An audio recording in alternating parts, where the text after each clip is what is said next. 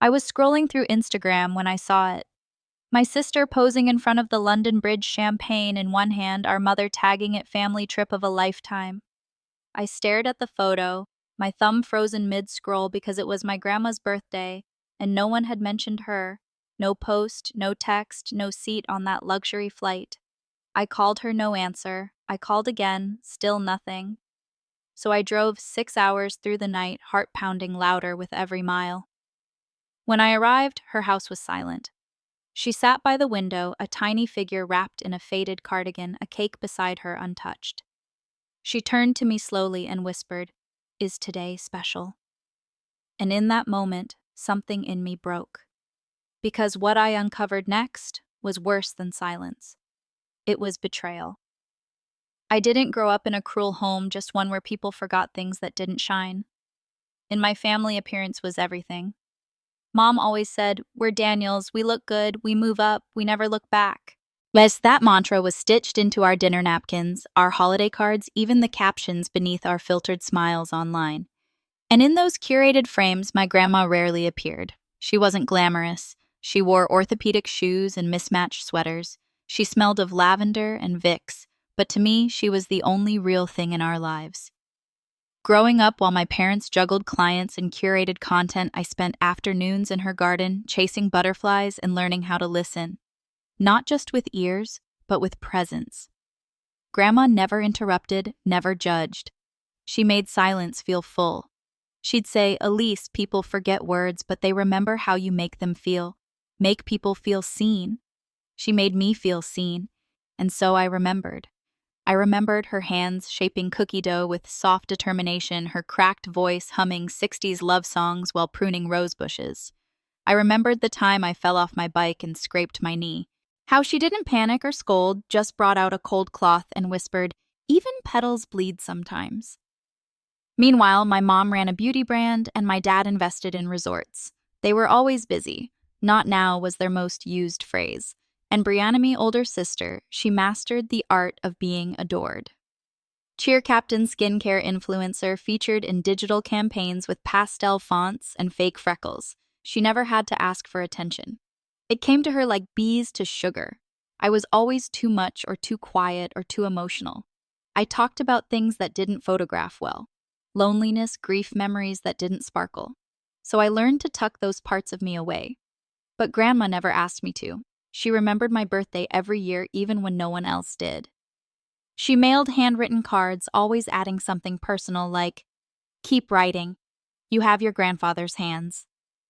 I didn't have the heart to tell her. No one at home ever talked about Grandpa. He passed away when I was 8. And from that moment, it was like his memory was banned. Grandma, too, slowly became part of the background, until she wasn't even part of the room. The last Christmas we all spent together, she gave Brianna a handmade quilt and got a tight smile in return. Mom whispered later that evening, "It's sweet, but kind of outdated, isn't it?" But I saw the way Grandma folded her hands in her lap, nodding as if she agreed. That was the night I realized she was beginning to disappear. Not because her memory was fading, but because everyone had stopped looking at her. So when I saw that Instagram post from London, I didn't just see a family trip.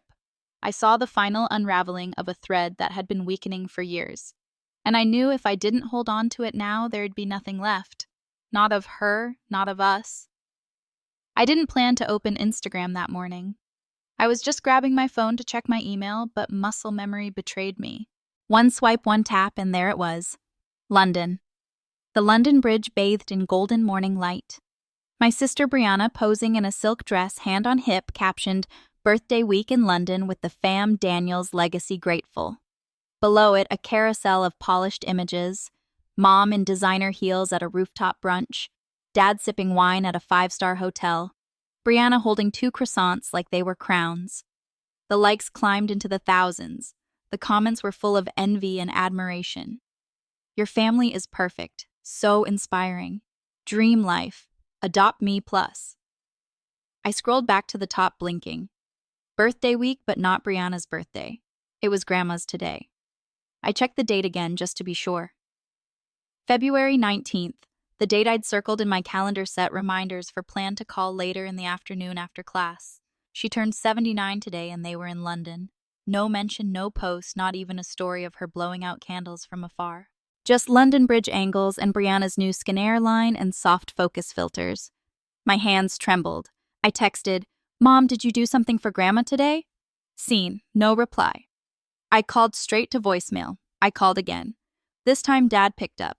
His voice clipped. "Elise, we're a little busy right now. I know I said trying to keep calm. It's Grandma's birthday. Is she with you guys?" Silence. Then we sent her something last week. Brianna ordered flowers and I wired her some money. Money. Of course they sent her money.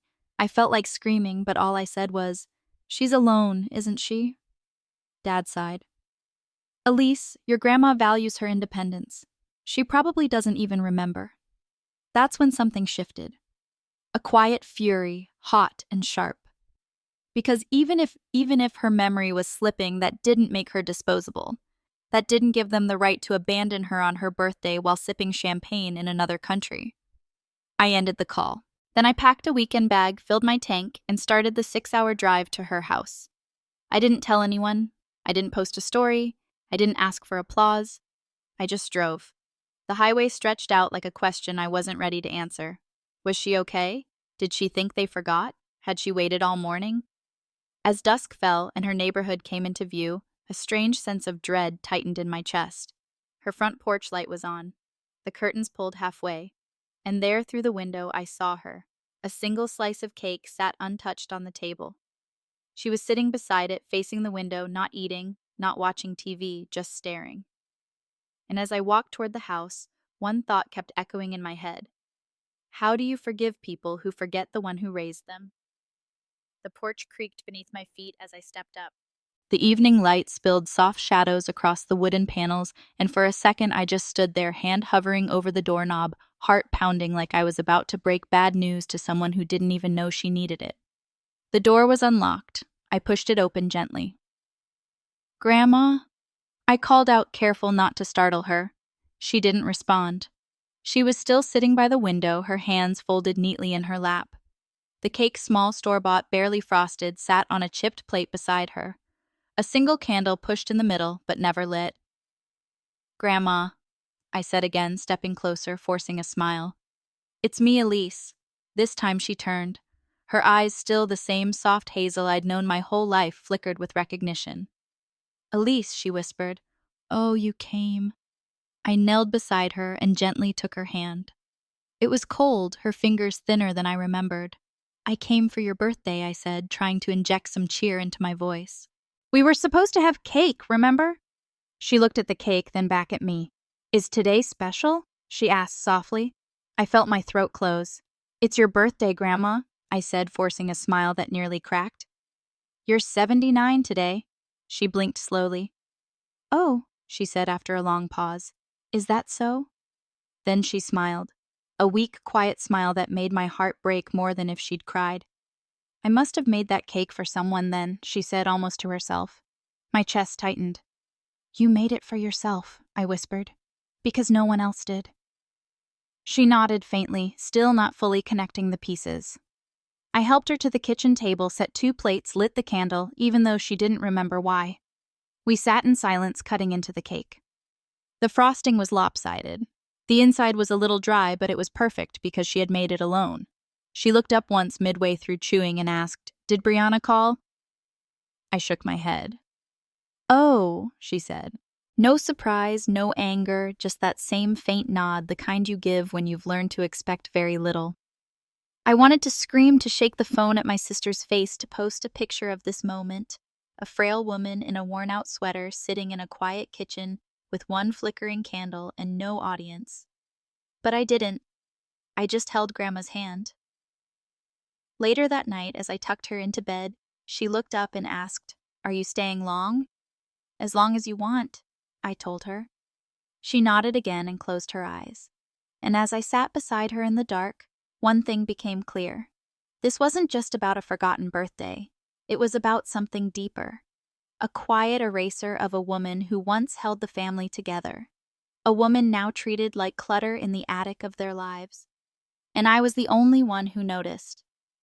The next morning, Grandma was humming softly to herself as she watered the same spot in her garden over and over. It was February, the soil was cold and dry, the plants long gone for winter, but she kept pouring. "Elise, the lavender's looking thin this year," she murmured, gaze unfocused. I didn't correct her. There hadn't been lavender in that corner since fall. Instead, I brought her inside and made tea mint her favorite. She held the cup in both hands like it was the only warm thing left in the world. I sat across from her, watching the steam swirl up from her mug, and realized I was waiting for a sign that she was okay, that this was just a blip, that her memory would return any moment and we'd laugh about yesterday. But the sign never came. Instead, I saw the small things. The toothbrush left in the freezer.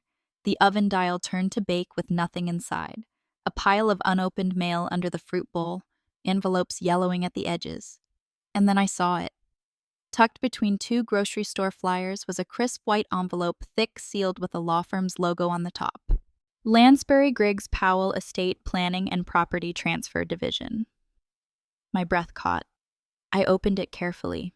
Inside was a typed letter addressed to Mrs. Marjorie Daniels, confirming receipt of her signed agreement to proceed with the voluntary transfer of residential property located at 12 Chestnut Lane. Her house. This house. Transfer to who? I checked the second page. It wasn't there. The third page was a duplicate. No name, no recipient, just that it had been signed. Panic started to crawl under my skin. I turned to Grandma, who was quietly folding a dish towel with shaky hands. "Grandma," I asked gently, "do you remember signing anything for a law office?" She squinted. "Maybe," she said slowly. Someone came by. A man in a suit. He said something about paperwork to keep things simple. I didn't want to make a fuss. "Was I here?"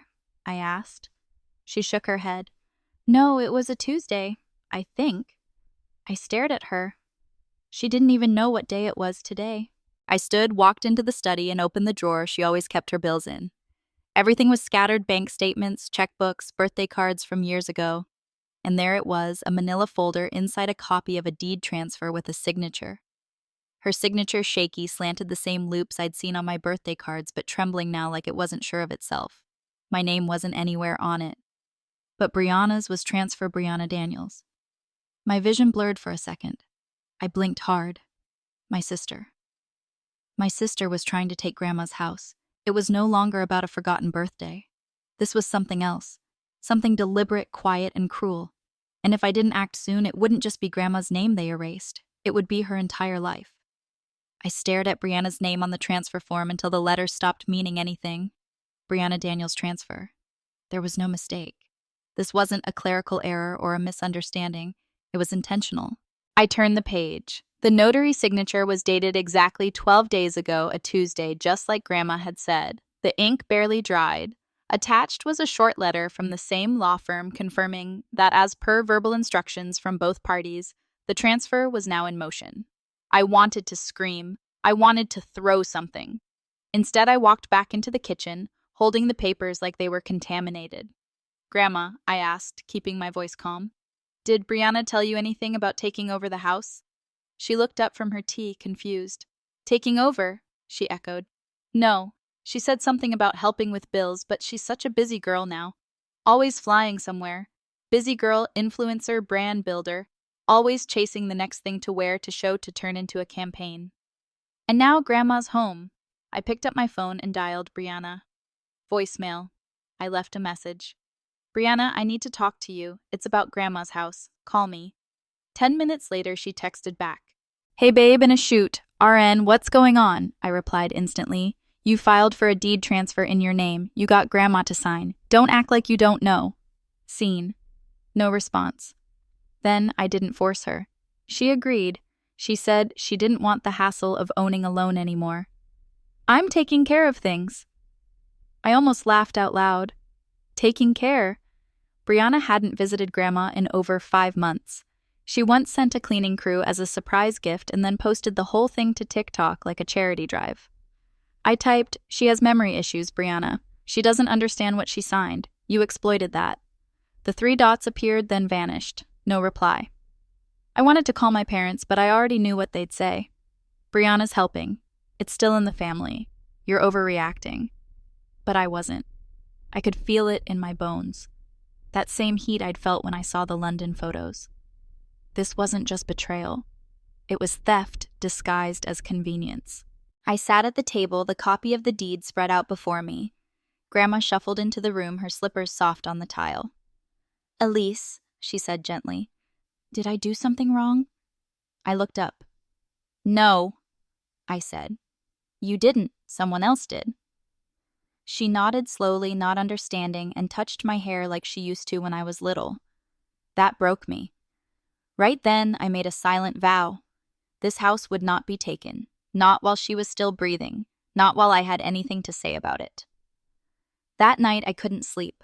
I lay on the old couch in Grandma's living room, surrounded by silence and the faint smell of chamomile and wood polish. Every creak of the house felt like it was asking me the same question. Are you going to let them get away with this? No, I wasn't. By morning, I had a plan. The first thing I did was call Dr. Lively, Grandma's longtime physician. He'd seen her just last month for a checkup. I explained the situation in a rush of panicked breath, and he grew quiet on the other end. "Elise," he said carefully, "I can't tell you everything without consent. But I can tell you this. She's showing signs of moderate cognitive decline. It's documented. Can you put that in writing?" I asked.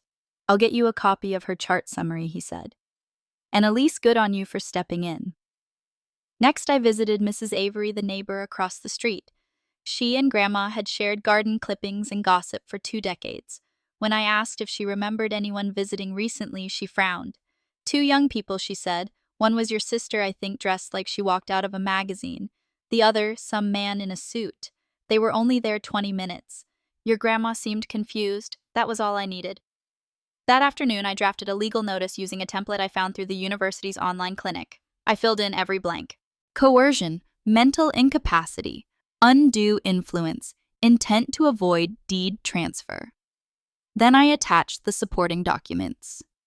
The deed with the shaky signature, the physician's note, my own written statement, Mrs. Avery's account. I sent it to the law firm listed on the transfer, CCing Brianna and both of my parents, and waited. The first call came from Mom. "Elise," she said, her voice tight with disbelief.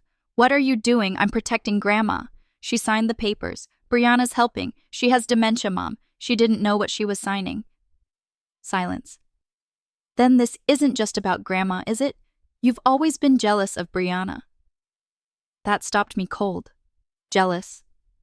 I looked around the room at the fading wallpaper, the shelf of old photographs, the empty teacup still on the table from this morning. I wasn't jealous. I was furious. "I'm not jealous," I said, voice shaking. "I'm just the only one who still sees her as a person." Mom exhaled sharply, then hung up. Next was Dad. "You're blowing this way out of proportion, Elise. The transfer was legal," she signed under confusion. "That makes it voidable," he scoffed. "You're not a lawyer." "Not yet," I replied. "But I've read enough to know she's protected by elder law, and I'll take this to court if I have to. You'd sue your own sister, I'd sue anyone who treats Grandma like a stepping stone." Then came Brianna. Finally, she FaceTimed me. Her eyes were red. Her makeup was flawless. "Elise, I didn't mean to hurt her," she said softly. I needed the house. The aesthetic is perfect. I was going to renovate it and feature it in my new brand." "You needed the aesthetic," I repeated, stunned. "She needed her dignity. I thought she wouldn't even notice." "She didn't," I snapped. "That's the point." Brianna looked away. "It's already in motion." "Then stop it." She shook her head. "If this goes public, do you know what it'll do to my brand?" I laughed bitterly. "Your brand should collapse." She hung up. That night, I emailed the university's legal aid team and scheduled an in-person consult. I didn't know how far this would go, but I knew one thing. I was Alan, and if that meant going to court facing my own blood across a courtroom aisle, then so be it. I wasn't afraid of what I'd lose anymore. I was afraid of what Grandma would lose if I didn't fight.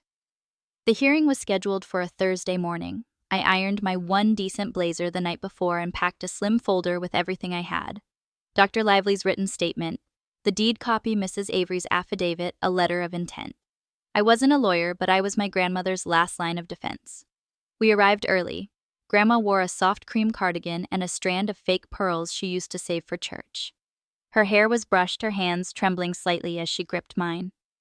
"Elise?" she whispered. Why are we going somewhere fancy? I didn't answer, because the truth was too heavy for her to carry. Inside the courtroom, everything smelled of polish and silence. The clerk called our names. I glanced across the aisle and saw them.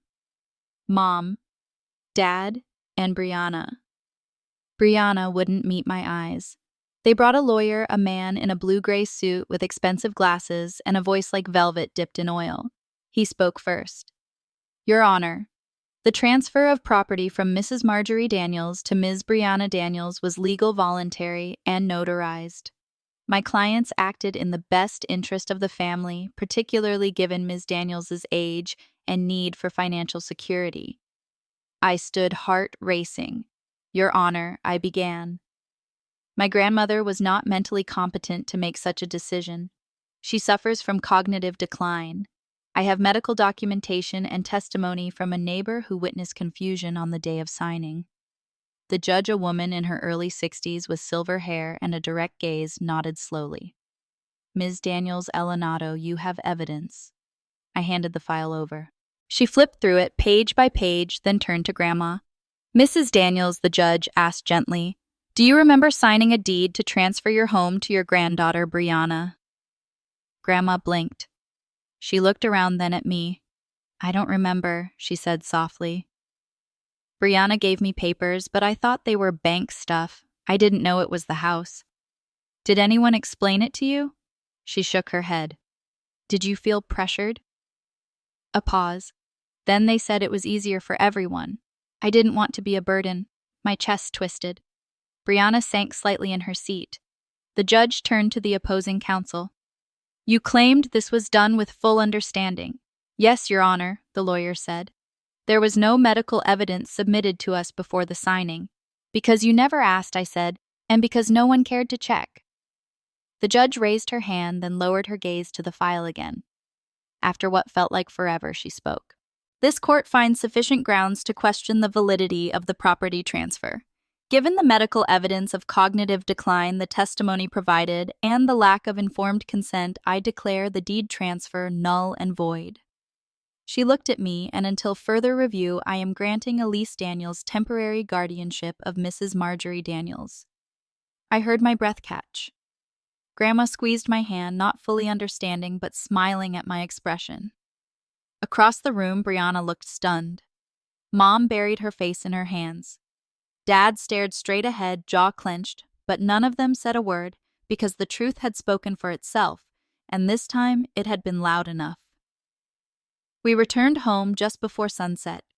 The front porch creaked the same way it always had, the paint still peeling near the mailbox, but that evening it felt like something had shifted. Not in the wood, not in the air in me. This was no longer just Grandma's house, it was ours. I helped her out of the car and into the living room. She settled into her favorite armchair by the window, the one with the faded floral fabric and the cushion that leaned slightly to the left. Her eyes wandered toward the garden. The lavender's coming back, she whispered. There was no lavender yet. But I didn't correct her. Instead, I knelt beside her and said, well, plant some together this spring. She smiled a full smile this time, one I hadn't seen in months. That night, I unpacked my bag and moved into the guest room, the same one I used to sleep in as a child during summer breaks. I brought over my books, my laptop, and a framed photo of Grandma and Grandpa that had always sat on my dorm shelf. I emailed my advisor to officially defer the semester. He replied within the hour, take all the time you need. You've already passed the kind of test most people never face. In the days that followed, we settled into a quiet rhythm, morning tea at 8:00 a.m., watering imaginary flowers at 9, stories at noon, afternoon naps with the sun streaming through the lace curtains. Sometimes she called me Helen, her late sister. Other times, Ruth, her childhood friend. Once she looked straight at me and whispered, James, you always kept your promises. That was Grandpa's name. I didn't correct her. I just took her hand and said, I'm here. Because I was fully, finally. The family never came back. No calls, no visits, just silence carefully curated across their online lives. Brianna's Instagram remained filled with pastel kitchens and faux Londonian cafes. Mom's page stayed polished. Dad's LinkedIn updated with a new partnership, but they never once asked about Grandma, and I no longer expected them to. One afternoon, as we sat watching the wind roll through the empty flower beds, Grandma reached over and took my hand. "Elise," she said, her voice clear for once, "do you know what I see when I look at you?" I shook my head. "A home," she whispered. "I see home."